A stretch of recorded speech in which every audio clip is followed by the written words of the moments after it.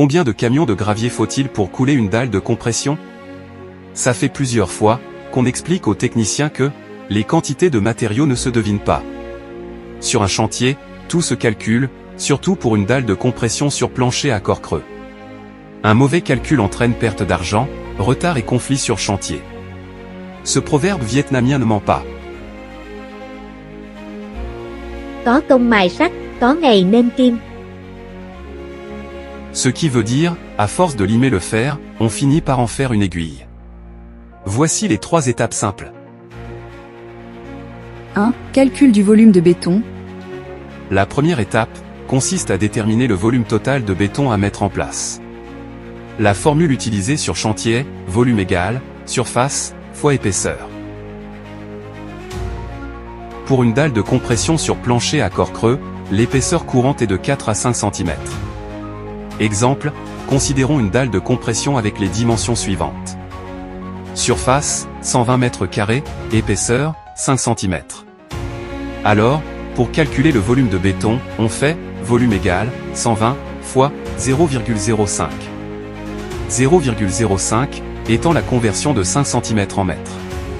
On obtient donc 6 m³ de béton. 2. Détermination de la quantité de gravier. Le béton de dalle de compression est généralement dosé entre 300 et 350 kg de ciment par mètre cube. Pour ce type de béton, on considère en moyenne 0,8 m³ de gravier pour 1 m³ de béton. La formule pour calculer la quantité de gravier est quantité de gravier égale à volume de béton fois dosage en gravier. Exemple. Plus haut, on a trouvé une quantité de béton de 6 m³ et un dosage en gravier de 0,8 m³ pour un dosage en ciment de 350 kg par m³. Alors, pour calculer la quantité de gravier nécessaire, on fait quantité de gravier égale à 6 fois 0,8. On obtient ainsi 4,8 m³ de gravier. Il est recommandé d'ajouter 10% de marge pour les pertes et irrégularités.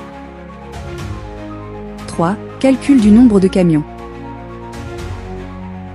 Sur la plupart des chantiers, un camion de gravier transporte environ 5 m³. Alors, la quantité totale nécessaire pour notre exemple, marge comprise, est d'environ 5 à 5,5 m³.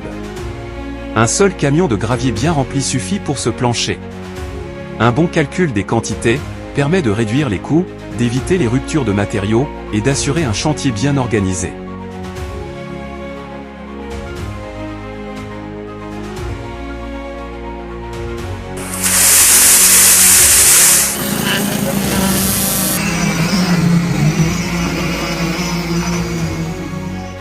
Veux-tu voir ce type de contenu le plus souvent? Alors, abonne-toi.